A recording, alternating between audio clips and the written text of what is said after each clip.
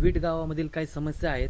त्या समस्यांपासून आम्हाला सुटका हवी. त्या समस्यांपासून आम्हाला स्वतंत्र हवं आहे.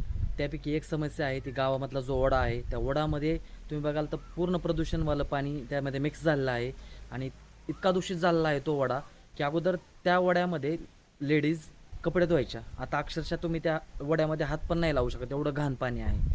2 नंबरचा मुद्दा म्हणजे स्मशानभूमीमधला जो पत्रा आहे, तो पत्र्याचं शेड पूर्ण पडलेलं आहे. त्याच्यापासून आम्हाला स्वतंत्र हवं आहे. तिसरा मुद्दा असा आहे, की जो ओढा आहे ह्या रेवणाथाच्या मंदिरा साईडला बघाल तुम्ही तर तो पूर्ण झाकळलेला आहे.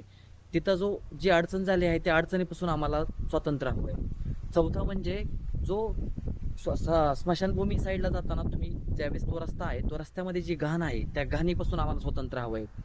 आणि पाचवं म्हणजे जो अंजनढव रस्ता आहे, त्या अंजनढव रस्त्याला पण जी घाण आहे, त्या घाणीपासून आम्हाला स्वतंत्र हवं आहे. बऱ्याचशा पोलवरती दिवसा पण लाईट चालू राहत आहे. तर ती बंद कशी करता येईल आपल्याला त्याच्याकडे थोडं लक्ष घातलं पाहिजे. आणि अजून एक मुद्दा आहे, गावामध्ये आपण कचरापेटी सगळ्या दुकानदारांना दिल्या आहेत, हे एकदम उत्तम काम केलं आपण.